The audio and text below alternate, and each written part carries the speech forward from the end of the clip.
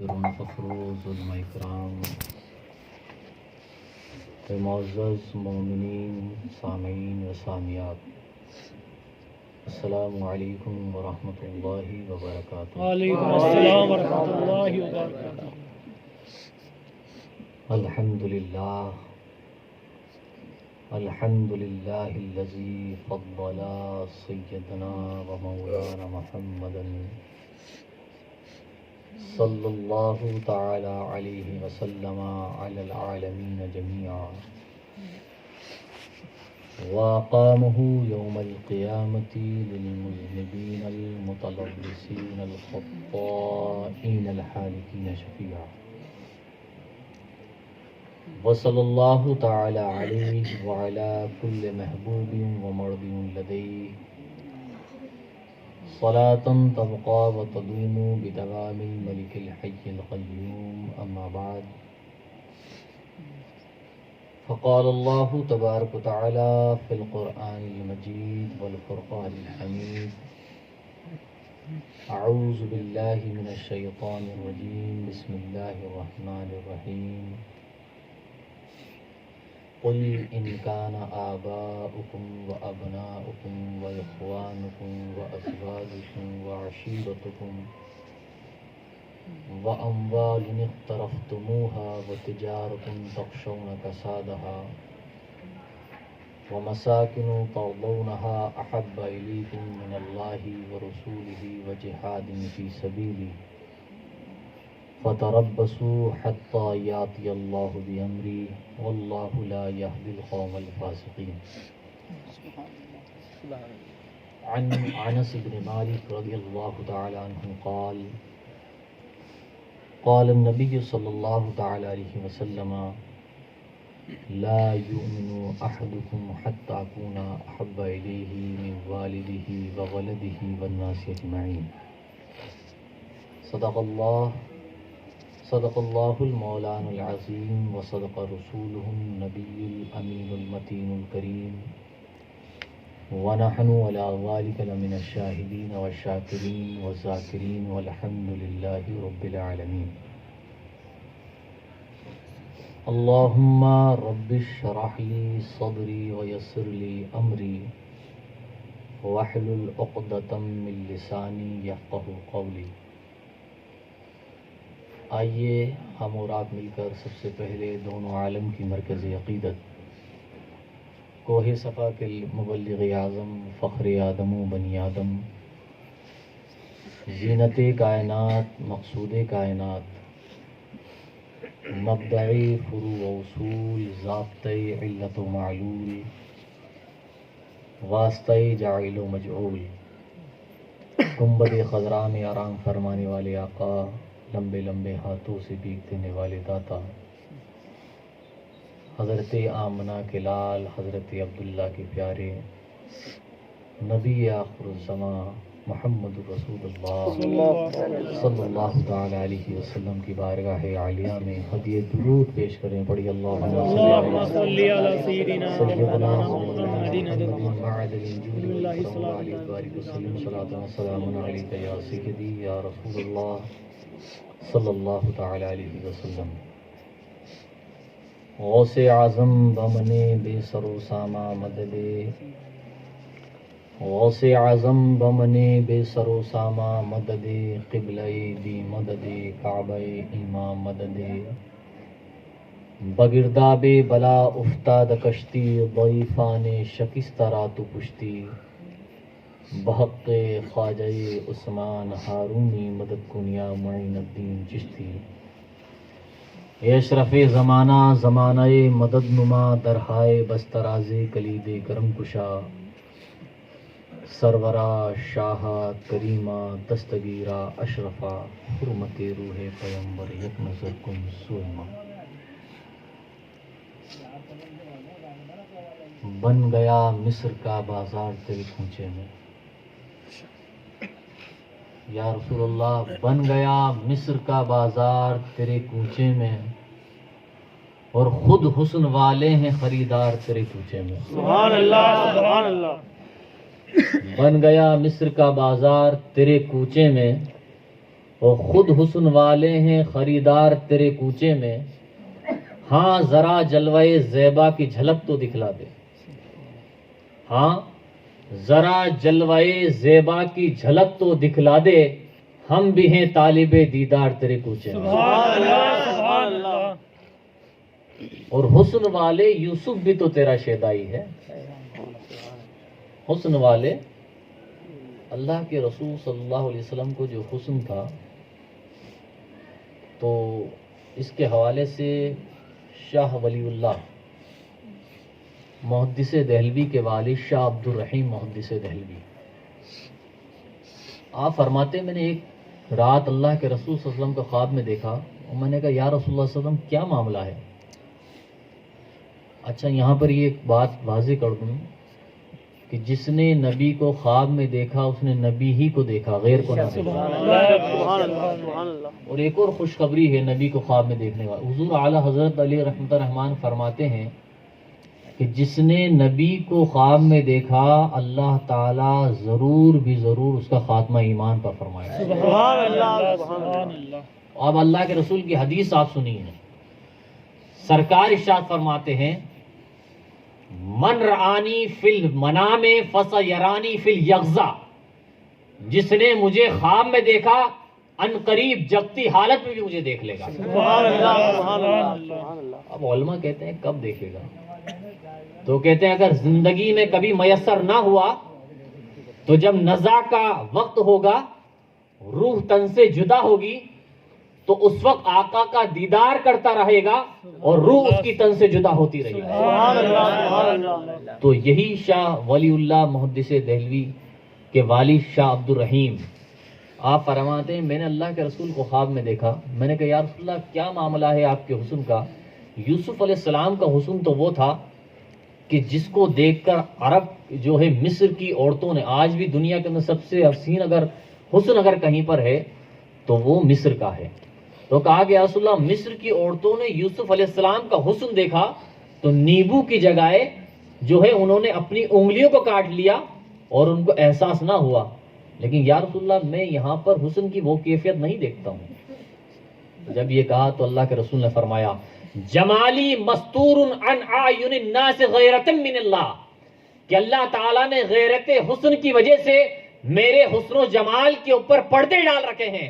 وہ صوفیہ فرماتے ہیں اللہ کے رسول صلی اللہ علیہ وسلم کے اوپر 70,000 بشریت کے پردے تھے، اگر وہ پردے نہ ہوتے تو کائنات میں کسی کو تاب نہیں تھی کہ وہ چہرہ مصطفیٰ کی زیارت کر سکے۔ سبحان اللہ سبحان اللہ۔ وہ حسن مصطفیٰ تھا، تو اس لیے کہا کہ حسن والے یوسف بھی تو تیرا شیدائی ہے، حسن والے یوسف بھی تو تیرا شیدائی ہے، اور خود مسیحا بھی ہے بیمار تیرے کوچے میں۔ تو رفیقان ملت الحمدللہ یہ بہت ہی اہم مجالس ہیں، اور درود و سلام ان مجالس میں پڑھا جاتا ہے، تو اور یہ مجلسیں جس میں اللہ اس کے رسول کا ذکر ہوتا ہے، درود و سلام پڑھا جاتا ہے، تو یقیناً یہ بارگاہ رسالت مآب صلی اللہ علیہ وسلم میں بہت مقبول ہوا کرتی ہیں۔ آپ یہ دیکھیے کہ بات آ گئی تو آپ ہی شاہ عبد الرحیم رحمۃ اللہ تعالی علیہ، ان کی کتاب ہے القول الجمیل، صفحہ نمبر 134۔ آپ فرماتے ہیں، کیا فرماتے ہیں؟ بہا وجدنا ما وجدنا، کہ اللہ کی قسم جو نعمتیں ہم نے دنیا میں پائی یا جو نعمتیں ہم آخرت میں جنت میں پائیں گے، ساری کی ساری نعمتیں اللہ کے رسول کے اوپر درود و سلام کا صدقہ ہے۔ سبحان اللہ۔ فرماتے سارا صدقہ ہی درود و سلام کا ہے۔ تو یہ محفلیں، یہ مجلسیں بہت اہم مجلسیں ہیں۔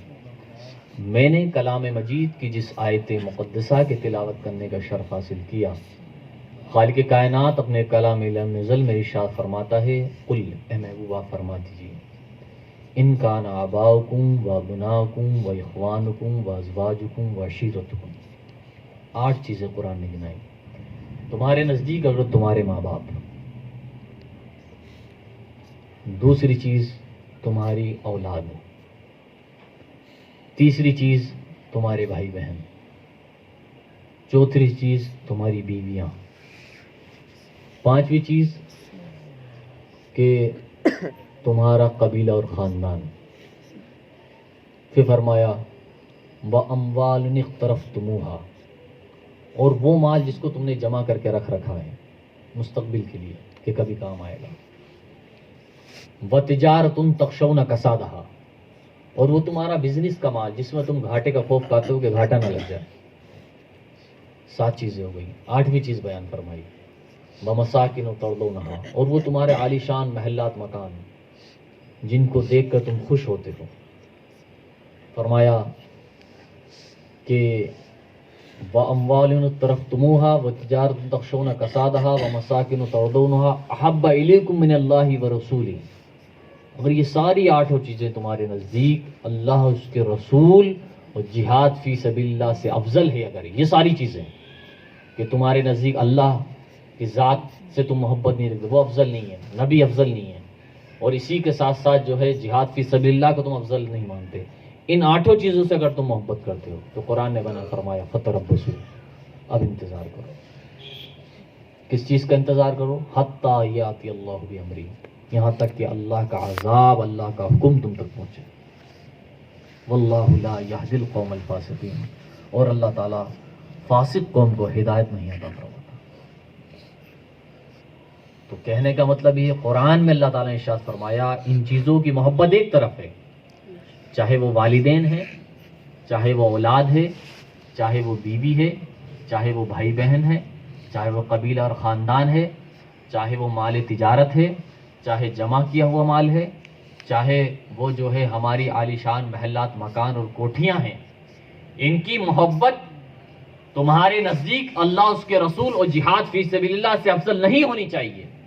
اللہ اس کی رسول کی محبت غالب ہو اور دنیا کی محبت مغلوب ہو تو فرمایا تب تو تم دنیا میں کامیاب ہو، اور اگر ایسا نہیں ہے تو تم اپنے رب کی جانب سے اس کا جو ہے عذاب کا تم انتظار کرو۔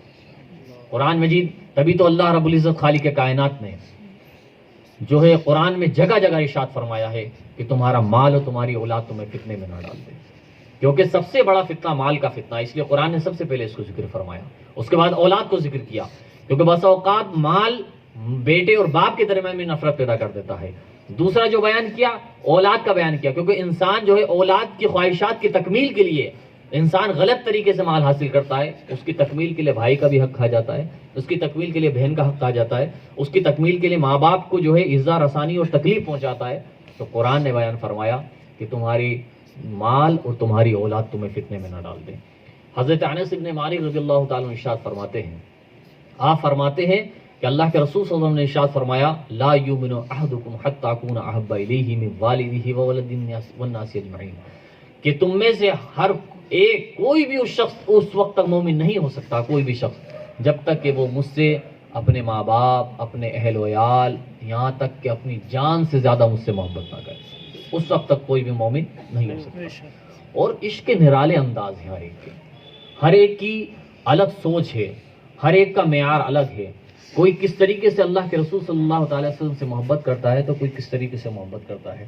رفیقان ملت، اب آپ یہ دیکھیے، مجھے جو ہے ایک شاعر کا ایک کلام یاد آتا ہے، اس نے جب حرم شریف کے اندر جب جاتے ہیں، جو ہے مدینہ منورہ کے اندر جب مسجد نبی میں نماز ادا کرتے ہیں، تب اس نے اس تصور کو ذہن کے اندر لے کر آیا۔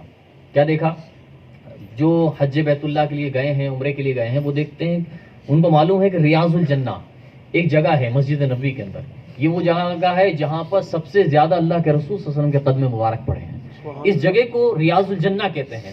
اور ہر عاشق جو وہاں پر جاتا ہے تو کبھی اس طرف نماز پڑھتا ہے کہ شاید نبی کے قدم ادھر پڑے ہوں اور میری پیشانی لگ جائے تو میری زندگی کی معراج ہو جائے، کہیں جو ہے دوسری طرف ہٹ کے نماز پڑھتا ہے، کہیں تیسری طرف ہٹ کے نماز پڑھتا ہے، کہیں چوتھی طرف ہٹ کے نماز پڑھتا ہے، تو وہ ریاض الجنہ کے مقام اور جگہ بدل بدل کر وہ نماز پڑھتا ہے۔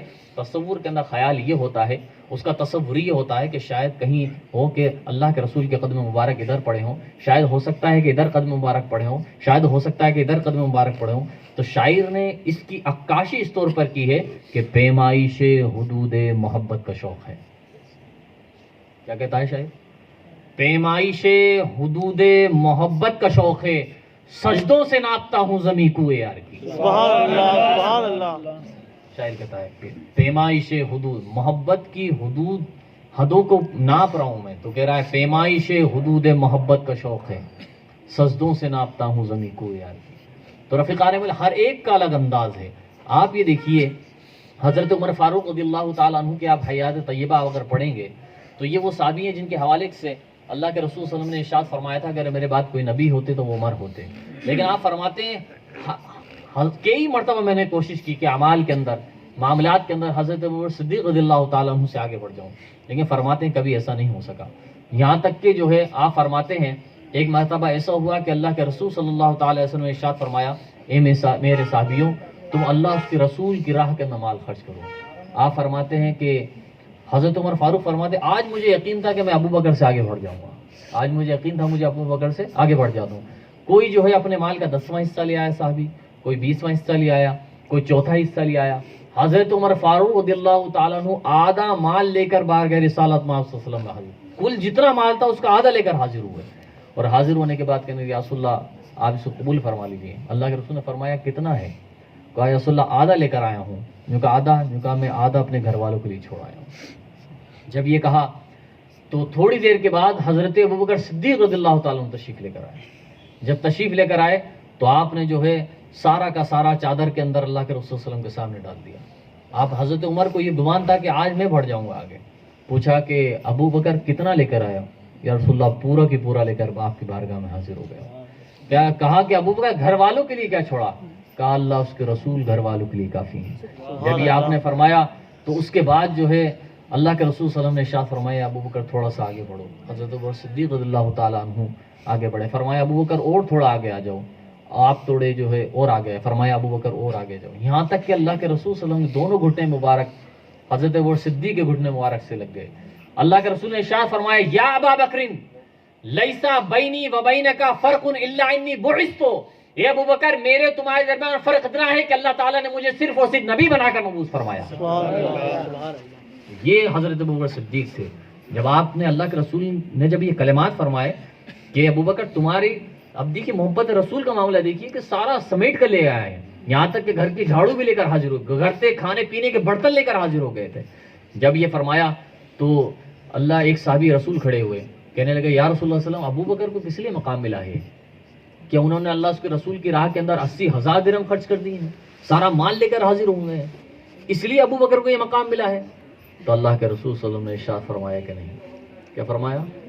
نہیں، اس لیے نہیں ملا، بلکہ فرمایا اللہ کے رسول صلی اللہ تعالی علیہ وسلم نے ما فاق ابو بکر بکثرت الصلاۃ والصیام ولکن بشیء وقر فی قلبہ، کہ ابو بکر کو جو مقام اور مرتبہ ملا ہے نہ تو زیادہ نماز پڑھنے کی وجہ سے ملا ہے، نہ زیادہ روزہ رکھنے کی وجہ سے ملا ہے، نہ زیادہ مال خرچ کرنے کی وجہ سے ملا ہے، بلکہ اس چیز کی وجہ سے ملا ہے جو اللہ تعالیٰ نے ابو بکر ابن قحافہ کے دل کے اندر ودیعت کر دیا تھا، اور فرمایا وہ تھا عشق رسول۔ سبحان اللہ سبحان اللہ۔ وہ عشق رسول کی شمع تھی جو حضرت ابوبکر صدیق رضی اللہ تعالیٰ عنہ کے سینے کے اندر جل رہی تھی۔ باب ملاحظہ فرمائیے، بلکہ شیخ شہاب الدین سہروردی رحمۃ اللہ تعالیٰ نے عوارف المعارف کے اندر آپ نے ایک روایت تحریر فرمائی کہ اللہ کے رسول صلی اللہ علیہ وسلم نے ارشاد فرمایا لو اتزن ایمان ابی بکر مع ایمان جمیع امتی لرجحا، کہ اگر ابو بکر کے ایمان کو تمام امت کے ایمان کے ساتھ تولا جائے تو فرمایا تمام امت کا ایمان ایک طرف ہے، ابو بکر کا ایمان ایک طرف ہے،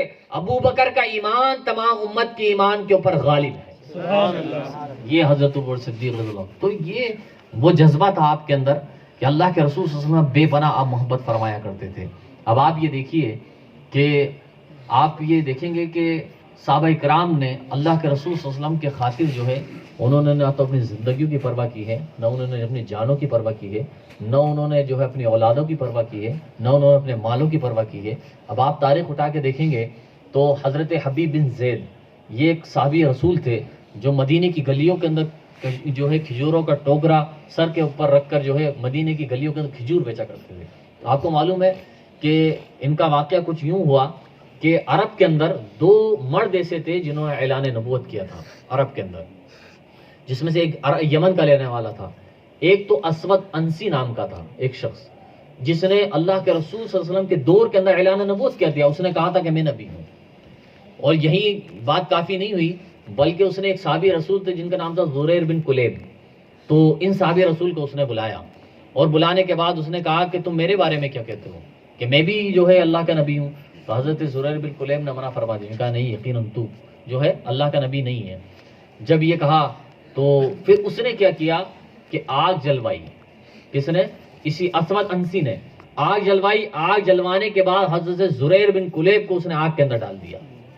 جب ڈالا تو ڈالنے کے بعد تھوڑی دیر کے بعد حضرت زریر بن کلیب جو ہے سلامتی کے ساتھ آگ سے باہر واپس آ گئے. جب واپس باہر آ گئے تو یہ خبر جو ہے پہنچتی پہنچتی اللہ کے رسول صلی اللہ علیہ وسلم کے پاس پہنچی.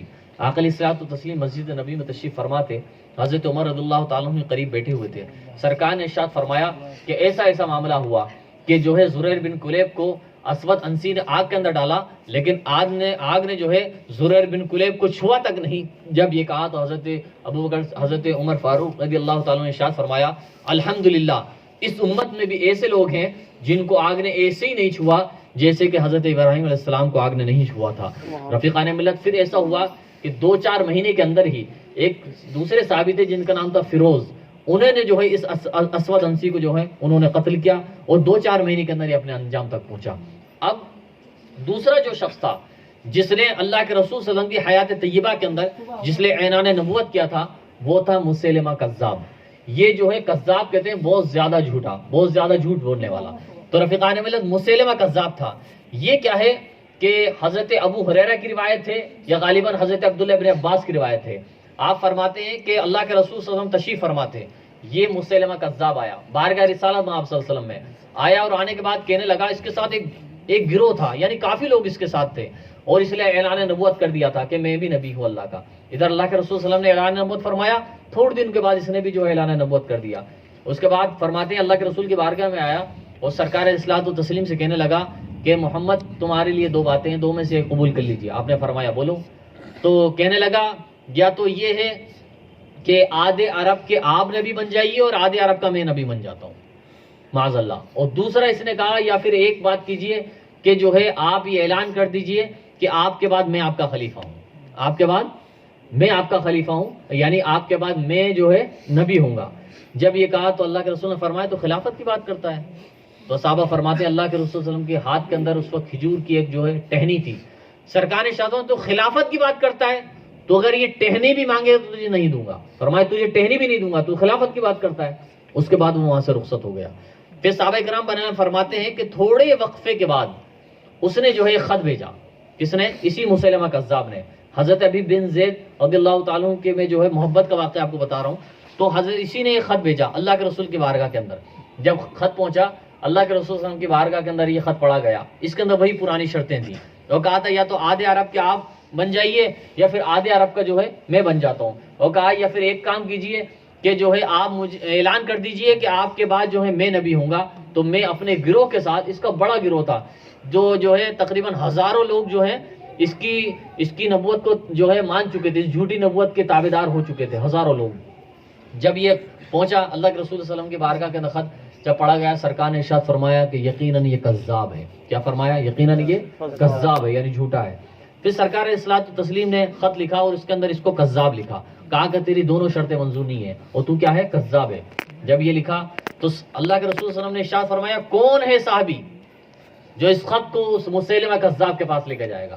تو یہی حضرت حبیب بن زید جو مدینے کی گلیوں کے اندر ٹہل کے کھجور کا ٹوکرا رکھ کے جو کھجوریں بیچا کرتے تھے. تو یہ اس وقت مجلس کے اندر بیٹھے ہوئے تھے, مجلس کے اندر بیٹھے ہوئے تھے تو کھجور کھا رہے تھے. یہاں تک کہ جب اللہ کے رسول نے فرمایا کہ کون ہے, تو جب یہ جو ہے فوراً یہ بول پڑے یا رسول اللہ جو ہے میں اس کو جو ہے میں لے کے جاؤں گا. تو آپ کے منہ کے اندر جو کھجوریں تھی تھوڑے سے وہ چھلکا جو ہے پاس والے صحابی کو لگ گیا. تو آپ فرمانے لگے پاس والے صحابی کہ ذرا پوری کھجور تو کھا لے پھر بول لیو. تو کہنے لگے نہیں میں اتنا بھی صبر نہیں کر سکتا. اللہ کے رسول صلی اللہ علیہ وسلم نے جب کہا تو یقیناً یہ کام میں انجام دوں گا. وہ سرکار اصلاحات و تسلیم نے اس کو خط دیا مسیلمہ کذاب کے نام, اور اسی کے ساتھ ساتھ سرکار نے جو ہے ایک نیزہ اس کو عطا کیا اور ایک جو ہے گھوڑا آپ نے دیا اور فرمایا کہ جاؤ تم. صحابہ کرام فرماتے تھے تو بڑے پتلے دبلے. کون؟ حضرت حبیب بن زید, اور تقریباً 12 بچوں کے باپ تھے. کتنے؟ 12 بچوں کے باپ تھے تو بہت پتلے دبلے. فرماتے ہیں لیکن مسجد جب نبی سے جب آپ نکلے تو فرماتے گمان ہوتا تھا ایک بڑا سپہ سالار اور جنرل جا رہا ہے. تو اسی طاقت کے ساتھ حضرت حبیب بن زید نکلے. اور جب مسیلمہ کذاب کے پاس آپ جب پہنچے تو وہاں پر ایک صحابی، ایک شخص تھے جنہوں نے بعد میں اسلام قبول کیا تھا، بعد میں صحابیت کے جو ہے شرف سے مشرف ہوئے تھے. وہ بیان کرتے ہیں جب حضرت حبیب بن زید مسلمہ کذاب کے دربار کے اندر پہنچے تو آپ نے وہاں پر جو ہے زور طاقت کے ساتھ نیزہ گاڑ دیا، اور گاڑنے کے بعد جو ہے پیغام کہا کہ یہ لو کہ جو ہے تمہارے نام پیغام ہے. تو مسلمہ کذاب نے کہنے لگا تم کون ہو؟ تو کہا کہ یہ بھی تجھے بتانا پڑے گا، تجھے ہولی سے نہیں دیکھتا کہ میں مصطفیٰ کا غلام ہوں، نہیں رکھتا مجھے. جب یہ کہا تو پھر جو ہے پہلے کے بادشاہوں کو حکمراں کا معاملہ یہ تھا کہ خط خود نہیں پڑھتے تھے بلکہ سامنے والا پڑھا کرتا تھا. تو مسلمہ کذاب نے علی الاعلان کہا کہ خط پڑھا جائے. خط پڑھا گیا تو اس نے جب یہ تحریر دیکھی، اللہ کے رسول نے فرمایا کہ تو کذاب ہے، بہت زیادہ جھوٹ بولنے والا ہے. جب یہ کہا تو وہ آگ بگولا ہو گیا. آگ بگولا ہونے کے بعد حضرت حبیب بن زید سے کہنے لگا تمہارا کیا خیال ہے میرے بارے میں؟ کیا کہنے لگا؟ تمہارا کیا خیال ہے؟ دیکھو تو میرے جو ہے تمہارے آس پاس اس کے کتنے سپاہی ہیں، تم ذرا ان کو دیکھو، تمہارا کیا خیال ہے؟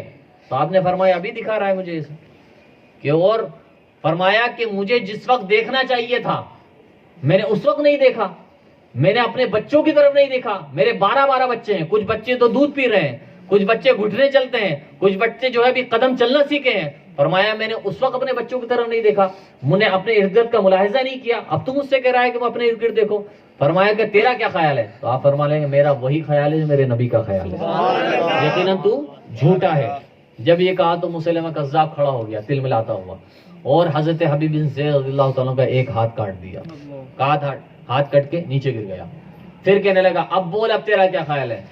فرمایا اب بھی تجھے لگتا ہے؟ فرمایا میرا وہی خیال ہے جو میرے نبی کا خیال ہے.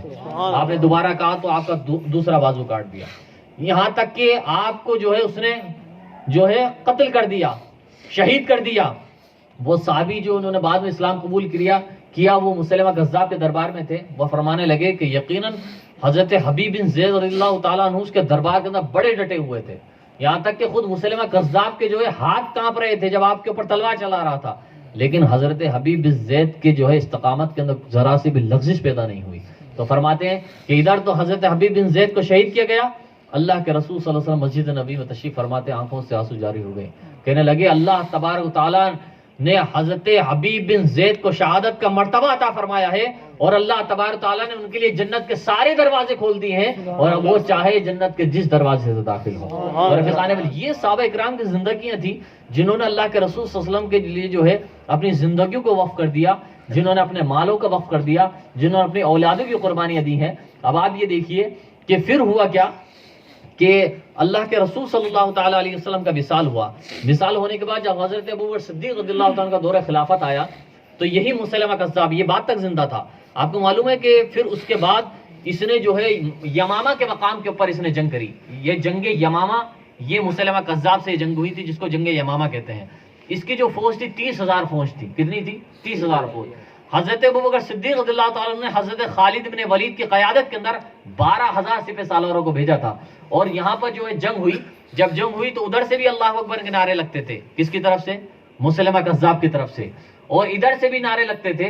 تو جو ہے حضرت ابو صدیق رضی اللہ تعالیٰ کا نام انہوں نے خط لکھا حضرت خالد بن ولید نے. نعرے ادھر سے بھی لگتے ہیں، نعرے ادھر سے بھی لگتے ہیں. کہا کہ لیکن کما حقو جسے فتح یابی ہونی چاہیے لیکن ایسی نہیں ہو پا رہی.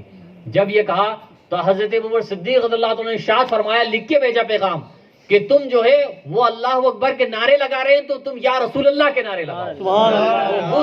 جو ہے لبیک اللہ لبیک یا رسول اللہ لبیک، تو اس وقت کے نعرے جو ہے یا محمدہ کے نعرے، یا رسول اللہ صلی اللہ علیہ وسلم کے نعرے جو ہے اس جنگ یمامہ کے اندر لگائے گئے. اور رات ہونے سے پہلے اللہ تبارک تعالیٰ نے مسلمانوں کو فتح یابی عطا فرمائی، اور تقریباً 1200 صحابہ اس کے اندر شہید ہوئے. کتنے؟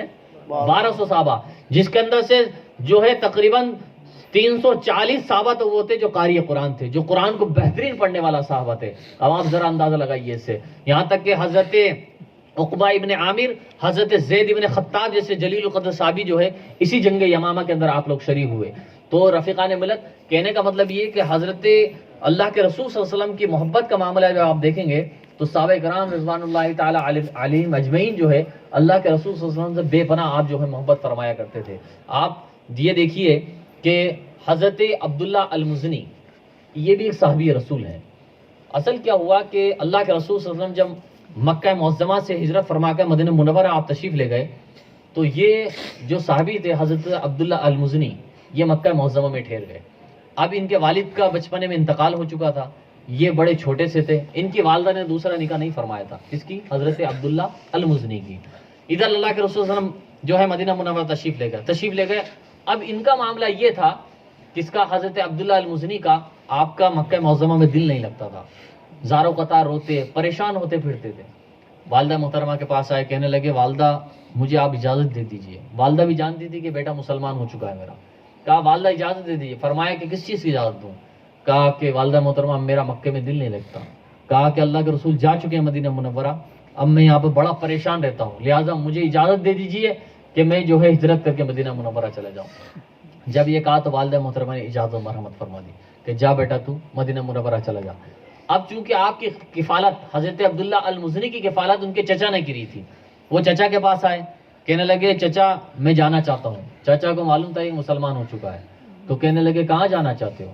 کہا کہ میں جو ہے مدینہ منورہ جاتا جانا، اب میرا یہاں پہ مکے میں دل نہیں لگتا، میں جو ہے پریشان رہتا ہوں. اب چونکہ وہ کافر تھا، وہ کہنے لگا کہ ٹھیک ہے جانے کے لیے تیار ہو چلے جاؤ، لیکن تمہارے کو جتنا مال دے رکھا ہے، جو سواریاں ہیں، رہنے کا گھر ہے، سب کے سب دینا پڑے گا. تو کہا کہ ٹھیک ہے میں سب کچھ دینے کے لیے تیار ہوں. سب آپ نے چھوڑ دیا. کہا کہ جیب کے اندر جو مال ہے وہ بھی نکال دو. آپ نے جیب میں سے مال بھی نکال دیا. کہا کہ جو تن پہ کپڑے ہیں وہ بھی میرے دیے ہوئے ہیں. چچا نے کیا کہا؟ جو تمہارے بدن پہ جو کپڑے نظر آ رہے ہیں وہ بھی میرے دیے ہوئے ہیں، لہٰذا ان کپڑوں کو بھی اتار دو. حضرت عبداللہ المزنی رضی اللہ تعالیٰ عنہ نے کپڑوں کو اتار دیا. والدہ محترمہ کے پاس آئے، کہنے لگے والدہ کہ جس وقت میں دنیا میں پہلی مرتبہ آیا تھا میں برہنہ تھا، تو نے ہی مجھے کپڑے عطا کیے تھے، لہٰذا تو آج پھر جو ہے مجھ پر کرم کر مجھے کپڑے عطا کر دے. تو آپ کی والدہ محترمہ نے 2 لیڈیز عورت کے کپڑے آپ کو عطا فرمائے. حضرت عبداللہ، دیکھیے دین کی خاطر کتنی قربانی صحابہ کرام نے دی ہے. تو حضرت عبداللہ المزنی رضی اللہ تعالیٰ عنہ نے اپنی والدہ محترمہ کے وہ عورتوں کے لباس پہنا اور مدینہ منورہ کے لیے آپ روانہ ہو گئے. وہ جو ہے ایک عرصے کے بعد آپ پیدل چلتے چلتے، تقریباً 450 کلومیٹر کا فاصلہ ہے، پیدل آپ مدینہ منورہ آپ پہنچے. جب وہاں پر پہنچے تو اللہ کے رسول صلی اللہ علیہ وسلم کی بارگاہ کے اندر آپ پہنچے. فرماتے ہیں کہ یقیناً سرکار کی بارگاہ میں پہنچا تو پہنچنے کے بعد میں نے سارا دکھڑا سنایا تو سرکار علیہ الصلوۃ والتسلیم نے ارشاد فرمایا کہ کوئی بھی جو ہے میرے عبداللہ کو جو ہے کوئی بھی تکلیف نہ دے. اور اس کے بعد آپ فرماتے ہیں کہ مجھے ایسا لگتا تھا حضرت عبداللہ المزنی کہ سرکار اگر سب سے زیادہ محبت کرتے ہیں تو مجھ سے کرتے ہیں. فرمایا یہی نہیں بلکہ مدینے کے لوگ جو ہے سب کے سب مجھ سے محبت کرنے والے تھے. آپ فرماتے ہیں کہ ایک دن اللہ کے رسول نے ارشاد فرمایا کہ جب کوئی بھی مسجد کے اندر نماز پڑھے تو قریب میں کوئی بھی بلند آواز سے ذکر نہ کرے، بلند آواز سے ذکر نہ کرے. حضرت عبداللہ المزنی فرماتے ہیں کہ میں بلند آواز سے ایک مرتبہ ذکر کر رہا تھا اور کوئی صحابی نماز پڑھ رہے تھے، یہاں تک کہ حضرت عمر بن خطاب رضی اللہ تعالیٰ عنہ تشریف لے کر آئے اور آپ نے مجھے ڈانٹ دیا. کس کو؟ حضرت عبداللہ المزنی. کس نے؟ حضرت عمر نے ڈانٹ دیا. جب ڈانٹ دیا وہ کونے کے اندر بیٹھ گئے اور جو ہے سست ہو گئے. یہاں تک کہ جب نماز کا وقت آیا اللہ کے رسول صلی اللہ تعالی وسلم تشریف لے کر آئے.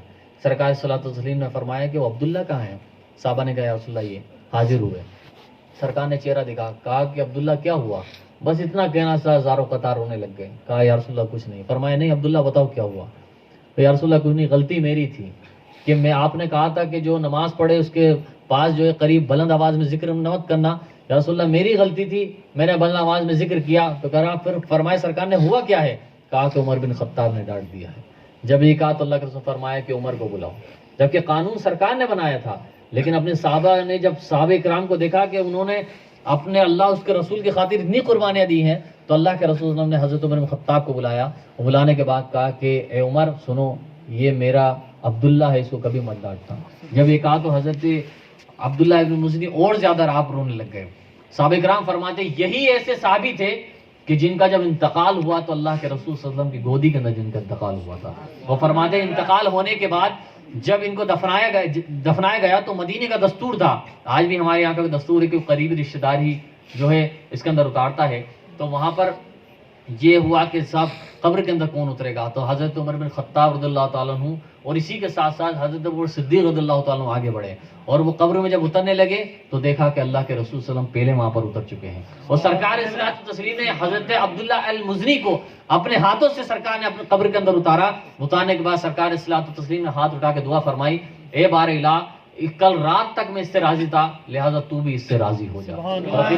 یہ صحابہ کرام کی زندگیاں تھی جنہوں نے دین کے خاطر بڑی جو ہے دشواریاں جنہوں نے برداشت کی ہیں، اللہ اس کے رسول کی خاطر جنہوں نے جو بڑی پریشانیاں جنہوں نے جھیلی ہیں، تبھی تو کسی نے کہا تھا کہ صلیب ادار سہی دست و کوثار سہی، جہاں بھی تم نے پکارا ہے جان نثار چلے۔ تو رفیقان ملت، تو صحابہ کرام کی زندگیاں اگر ہم اٹھا کے دیکھیں گے تو انہوں نے پوری زندگی جو ہے صرف اللہ اس کے رسول کی راہ کی خاطر انہوں نے جو ہے گزارتے ہوئے نظر آتے ہیں۔ اب آپ یہ دیکھیے حضرت عبداللہ ابن عمر، یہ کون ہے؟ حضرت عمر بن خطاب رضی اللہ تعالیٰ عنہ کے صاحبزادے ہیں۔ صحابہ میں ان سے زیادہ حدیث لکھنے والا کوئی صحابی نہیں ہے۔ کن سے؟ حضرت ابوبکر، حضرت عبداللہ ابن عمر۔ لکھی سب سے زیادہ حدیث انہوں نے، تحریر انہوں نے کی ہے، اور روایت جنہوں کی ہے سب سے زیادہ حدیث وہ حضرت ابو ہریرہ رضی اللہ تعالیٰ عنہ ہے۔ تو یہ حضرت عبداللہ ابن عمر رضی اللہ تعالیٰ عنہ کو محبت کا معاملہ یہ تھا کہ ایک دن جو ہے صحابہ کرام نے دیکھا کہ میدان کے اندر یہ جو ہے اپنے سواری کو چکر کھلا رہے ہیں، صرف گول گول چکر کھلا رہے ہیں۔ جب ان سے پوچھا، کسی نے پوچھا کہ اے عبداللہ ابن عمر، اے ابن عمر، معاملہ کیا ہے؟ تم اپنی سواری کو کیوں چکر کھلا رہے ہو میدان کے اندر؟ تو فرماتے ہیں کہ مجھے اس کا تو علم نہیں، ہاں یہ ضرور ہے کہ میں نے ایک مرتبہ اللہ کے رسول کو دیکھا تھا کہ سرکار علیہ الصلوۃ والتسلیم اسی میدان کے اندر اپنی جو ہے سواری کو چکر کھلا رہے تھے، میں جو ہے ادائے مصطفیٰ ادا کر رہا ہوں۔ تبھی تو کسی نے کہا تھا کہ مجھے کیا خبر تھی سجود کی، مجھے ہوش کب تھی رکوع کی، تیرے نقش پا کے تلاش تھی کہ میں جھک رہا تھا نماز میں۔ تو رفیقان ملت، یہ صحابہ کرام کی زندگیاں تھی۔ اب آپ یہ دیکھیے، آخری بات میں آپ کو عرض کر دوں کہ صحابہ کرام رضوان اللہ تعالیٰ علیہم اجمعین کے اندر اگر آپ تاریخ کا مطالعہ کریں گے تو آپ یہ دیکھیے کہ حضرت عبداللہ ابن عباس، یہ کون ہے؟ حضرت عباس جو سرکار علیہ الصلوۃ والتسلیم کے چچا ہیں، ان کے صاحبزادے ہیں حضرت عبداللہ ابن عباس۔ سرکار کے جو چچا تھے، ان کی بات ایک مجھے ذہن میں آئی کہ جب بھی کوئی ان سے پوچھتا، کس سے پوچھتا؟ حضرت عباس سے۔ کون تھے یہ؟ سرکار کے چچا۔ جب کوئی ان سے پوچھتا کہ بھائی بڑے آپ ہیں یا بڑے سرکار ہیں، نبی بڑے ہیں؟ یہ تھے کون؟ اللہ کے رسول کے چچا۔ کون؟ حضرت عباس۔ جب کوئی ان سے پوچھتا حضرت عباس سے کہ آپ بڑے ہیں یا اللہ کے رسول بڑے ہیں، تو کہتے کہ بڑے تو سرکار ہی ہیں، لیکن یہ الگ بات ہے سال میرے زیادہ گزرے ہیں۔ کیا فرماتے ہیں؟ سال میرے زیادہ گزرے ہیں لیکن بڑے سرکار ہی ہیں۔ تو انہی کے صاحبزادے حضرت عبداللہ ابن عباس۔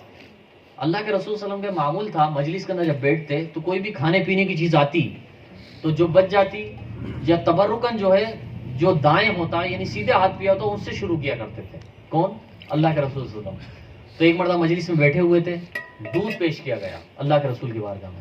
سرکار صلی اللہ علیہ وسلم نے دودھ پیا تو دائیں طرف حضرت عبداللہ ابن عباس بیٹھے ہوئے تھے۔ عمر ان کی 7 یا 8 سال محدثین نے لکھی ہے، اس وقت عمر 7-8 سال کی تھی، چھوٹے بچے تھے، یہاں بیٹھے ہوئے ہیں۔ اور بائیں طرف جو ہے جلیل القدر صحابہ حضرت ابوبکر صدیق ہیں، حضرت عمر ہیں، حضرت علی ہیں، یہ جلیل القدر صحابہ بائیں طرف بیٹھے ہوئے ہیں۔ اللہ کے رسول کا معمول کیا تھا؟ کوئی بھی چیز بانٹتے تقسیم کرتے تو دائیں سے تقسیم کرتے ہیں، بائیں سے نہیں کرتے، دائیں سے تقسیم کرتے ہیں۔ اب دائیں طرف ایک بچے کون؟ حضرت عبداللہ ابن عباس بیٹھے ہوئے ہیں، اور بائیں طرف جلیل القدر صحابہ اکرام بیٹھے ہوئے ہیں۔ سرکار علیہ الصلوۃ والتسلیم نے دودھ پیا، دودھ پینے کے بعد سرکار علیہ الصلوۃ والتسلیم نے جو ہے اب دیکھا کہ دائیں طرف حضرت عبداللہ ابن عباس ہے، بائیں طرف جلیل القدر صحابہ ہیں، تو حضرت عبداللہ ابن عباس سے کہا کہ یہ تمہارا حق ہے، اگر چاہو تو تم لے لو، اور تم چاہو تو میں پہلے ان کو دے دوں۔ جب یہ کہا تو حضرت عبداللہ ابن عباس کہنے لگے یا رسول اللہ، عباس جو ہے سب کچھ قربان کرنے کے لیے تیار ہے، لیکن یہ آپ کا بچا ہوا دودھ قربان کرنے کے لیے تیار نہیں ہے، اس کی قربانی عبداللہ ابن عباس نہیں دے سکتا۔ تو اللہ کے رسول صلی اللہ علیہ وسلم نے جو ہے پہلے حضرت عبداللہ ابن عباس کو دیا، انہوں نے پی لیا، پھر اس کے بعد جو ہے اجلہ صحابہ کرام کے اندر بانٹا گیا۔ تو یہ صحابہ کرام کا معاملہ تھا، بے پناہ اللہ کے رسول صلی اللہ علیہ وسلم اس کو محبت فرمایا کرتے تھے، کبھی جو ہے عشق رسول کے حوالے سے انہوں نے کبھی سمجھوتا نہیں کیا۔ حضرت عثمان غنی رضی اللہ تعالیٰ کو آپ دیکھیں گے تو ایک مرتبہ جو ہے آپ کا ہاتھ اللہ کے رسول، دائیں ہاتھ اللہ کے رسول صلی اللہ علیہ وسلم کے جو ہے دست اقدس سے مس ہو گیا تھا، پوری زندگی کبھی ناف سے نیچے آپ نے وہ ہاتھ نہیں لگایا، کبھی اپنی شرمگاہ کو نہیں چھوا، دائیں ہاتھ سے حضرت عثمان غنی کا معاملہ آیا۔ تو دیکھیں صحابہ کرام کی کتنی محبت تھی اللہ کے رسول صلی اللہ علیہ وسلم سے۔ تو یہ محبتوں کا معاملہ تھا، اللہ کے رسول صلی اللہ علیہ وسلم بے پناہ محبتیں تھیں۔ اور رفیقان ملت، یہ تو ہمارے کو جو ہے احسان ہونا چاہیے کہ آج کل عجیب مسئلہ لوگوں کا ہے کہ نبی پر طنز کر دیتے ہیں، ان کو تو امتی ہونے پر بھی فخر محسوس کرنا چاہیے کہ اللہ تعالیٰ نے جو ہے اپنے محبوب کا ہم سب کو جو ہے امتی قرار دیا ہے، اپنے محبوب کا ہمیں جو ہے امتی بنایا ہے۔ جب آخری بات میں ذکر کر دوں، جب اللہ تبارک تعالیٰ نے جو ہے قلم کو پیدا فرمایا نبی کے نور سے. قلم کیا چیز ہے؟ قلم لوح چھٹے آسمان کے اوپر ایک قلم ہے جو جس کو آج پین کہتے ہیں, اس کو قلم عربی کے اندر قلم کہتے ہیں, اس کو پیدا فرمایا. تو جو ہے لوح کہتے ہیں تختی کو, تو اس لوح کے اوپر اس قلم نے لکھا تھا. جب اس کو پیدا فرمایا تو اللہ رب العزت خالق کائنات ہم کلام ہوا, کہا کہ لکھ. جب اس سے کہا لکھ تو یہ تھر تھرا گیا. کون؟ قلم. اور 1000 سال تک تھر تھراتا رہا, 1000 سال تک کانپتا رہا. علامہ ابن جوزی نے اس کو نقل کیا ہے, 1000 سال تک کانپتا رہا. جب تھوڑا سا قرار ہوا تو اللہ تعالیٰ نے کہا لکھ لا الہ الا اللہ محمد رسول اللہ. تو اس قلم نے لکھا لا الہ الا اللہ محمد رسول اللہ. جب لکھا تو اللہ تعالیٰ نے کہا کہ اب آگے لکھ. اس نے آگے لکھنا شروع کیا. لکھا کہ آدم علیہ السلام کی ذریت, ان کی جو امت ہوگی, تو جو مطیع اور فرمانبردار ہوا اللہ تعالیٰ اسے جنت میں داخل کرے گا, اور جو نافرمان ہوا اسے جہنم میں داخل کرے گا. اس نے یہ لکھ دیا. اس نے آگے لکھا نوح علیہ السلام کی امت کے بارے میں. نوح علیہ السلام کی امت میں جو مطیع اور فرمانبردار ہوا اسے جنت ملے گی, جو نافرمان ہوا اسے جہنم میں داخل کیا جائے گا. پھر آگے لکھا اس نے حضرت ابراہیم علیہ السلام کے بارے میں کہ جو مطیع اور فرمانبردار ہوا اسے جنت ملے گی, جو نافرمان ہوا اسے جہنم میں داخل کیا جائے گا. موسیٰ علیہ السلام کے بارے میں لکھا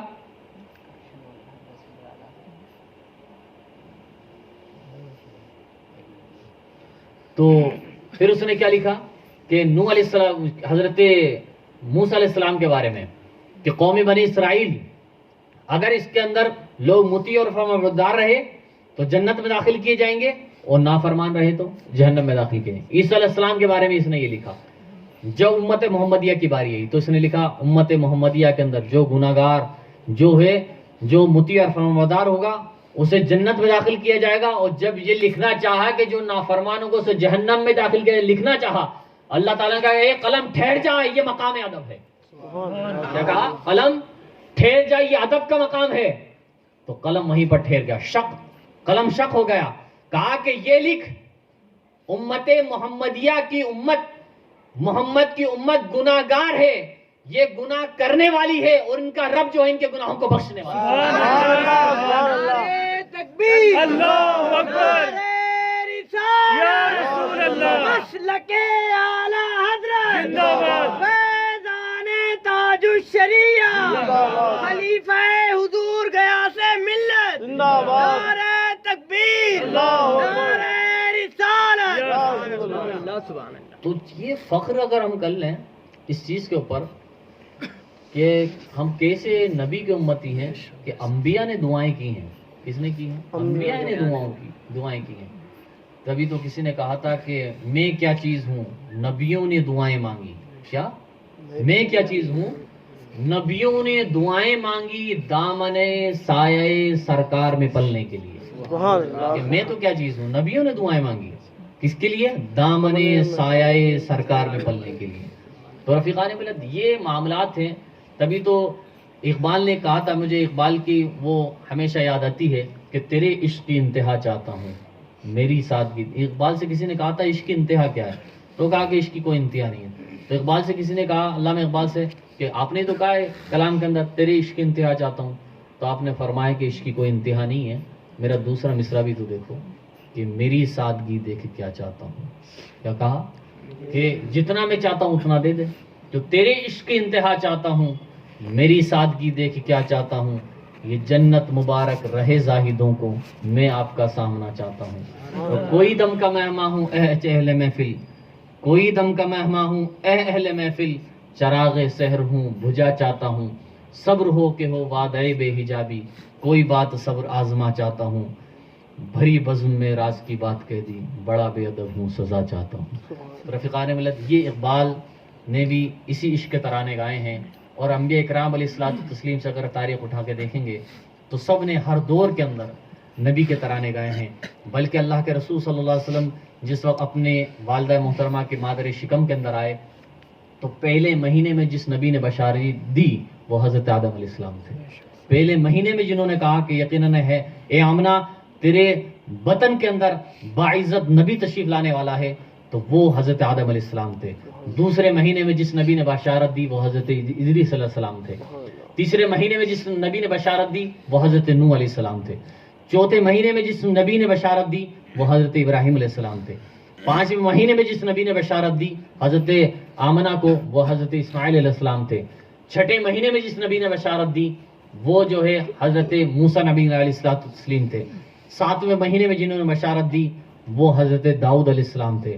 آٹھویں مہینے میں حضرت سلیمان علیہ السلام. انہوں نے تو کہا کہ آمنہ تیری گود کے اندر وہ تشریف لانے والا ہے جو قیامت کے دن جو ہے شفیع روز جزا ہوگا, جو قیامت کے دن گناہگاروں کی شفاعت کرے گا, وہ جسے قیامت کے دن مقام محمود عطا کیا جائے گا, جس کو لواء الحمد عطا کیا جائے گا, جس کے تلے جو ہے تمام انبیاء کرام علیہ الصلوۃ والتسلیم موجود ہوں گے. تو سلیمان علیہ السلام نے وہ بشارت دی ہیں. اور حضرت سب سے آخر میں 90 مہینے میں جس نبی نے بشارت دی وہ حضرت عیسیٰ علیہ السلام تھے, اور کہا کہ آمنہ تیری گود کے اندر وہ نبی معظم تشریف لانے والا ہے جن کے حسن کے آگے سارے حسن پھیکے پڑ جائیں گے. تو رفیقان ملت, ہمیں شکریہ ادا کرنا چاہیے کہ اللہ رب العزت خالق کائنات کا کہ اس نے ہمیں اپنے حبیب کا امتی بنایا, اور یقیناً یہ ہماری بخشش و مغفرت کے لیے کافی ہے. اللہ تعالیٰ کی بارگاہ میں دعا ہے کہ اللہ تبارک و تعالیٰ ہم سب کو میلاد النبی صلی اللہ تعالیٰ علیہ وسلم کے فیض سے مالا مال فرمائے.